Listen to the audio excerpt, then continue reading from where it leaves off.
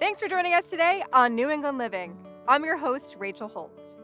First up on today's show, we're in gorgeous Newport, Rhode Island for a tour of the Audrain Automobile Museum with CEO Donald Osborne.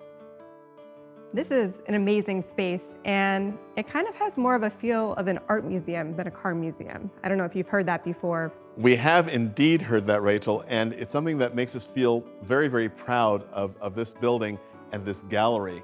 The Audrain Automobile Museum is an extraordinary place because one of the things that we feature is the fact that we change our exhibitions 4 times a year.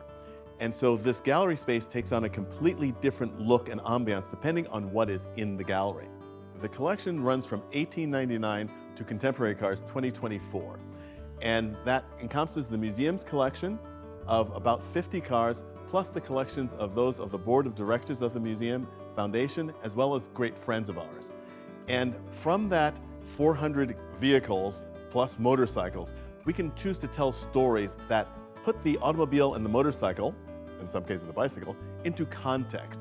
Because all of these are objects that have touched us as a society and personally as people.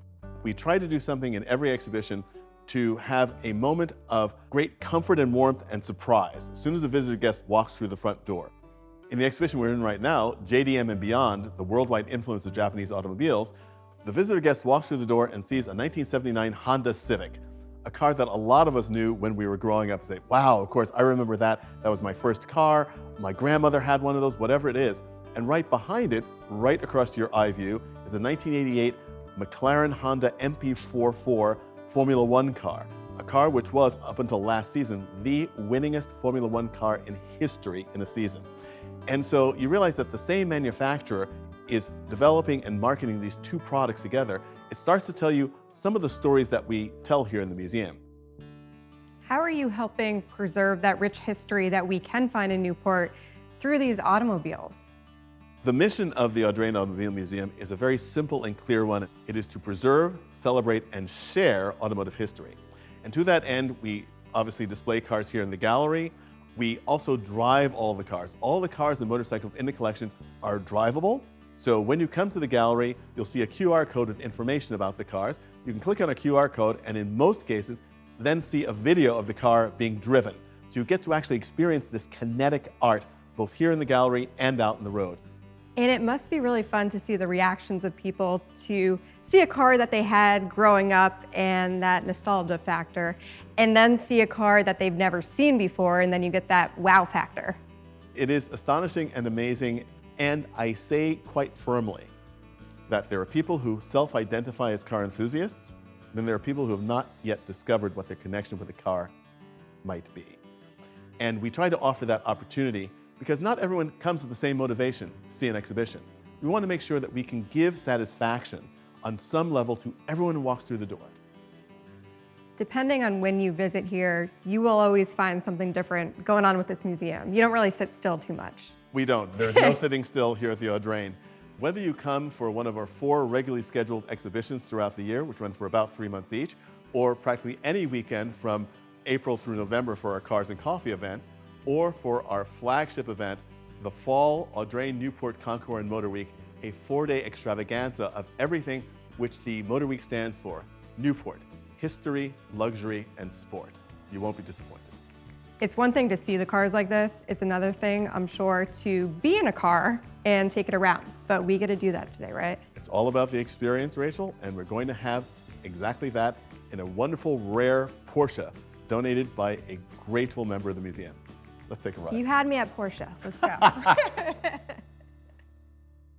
And so we headed out in the rain for a one-of-a-kind tour of the surrounding shoreline and mansions in a vintage 1965 Porsche 912. A ride fit for Newport royalty. Thank you. You're welcome. Look at this car that we get to take out. Wow. Thank you so much. Newport is not a bad place to be. Newport is a spectacular place. Yeah. Living in Newport is like living in a time machine. It is a place that is so incredibly historic. First of all, obviously, there are very few cities in America that were founded in the 17th century, and this happens to be one of them, which is also amazing. And it's a city that lives its history. Newport is also a very special place because of the role that Newport and Rhode Island played in the development of the automobile. It's something that a lot of people don't know about. I didn't frankly know a lot about it before I came here either. The first overnight incarceration for a traffic infraction was in Newport for a speeding ticket in 1902. But also around that time, Willie K. Vanderbilt was a very enthusiastic and influential early automobilist. The second circuit race held in America was held in the Aquidneck Park horse racetrack, which is currently where the Newport Airport sits. And the awarding of the first Vanderbilt Cup was in that race in 1901. So the development of the car and Newport are really quite closely tied together. I mean, there's so much history here, but if you have to see it, this is the way to do it. I want to do it in this car. What are we driving?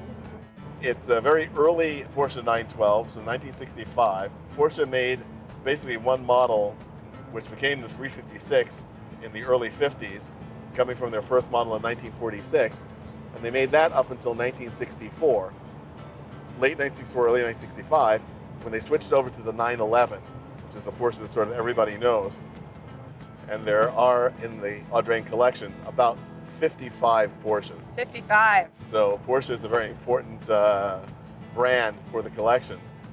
It's a very smooth ride. I don't know if that's a credit more to you as a driver or just the car, but you are handling the stick shift very well too. I will always take credit as a driver. No, these are easy cars to drive. It's frankly one of the things that make Porsches such popular collector cars, is the fact that they are easy to drive and entertaining to drive. It is also, again, one of those things that Newport is the kind of place too, where Bellevue Avenue, the home of these great mansions, is a place where a new Porsche would have been quite at home in 1964, I'm sure. and it feels equal at home in 2024. And you can tell the people around here really have an appreciation for a car like this just by the looks we're getting or seeing similar cars out on the road. This is a relationship that really means a lot and something really to be nurtured. We try our hardest to make sure that we stay a very, very strong and integral part of this community.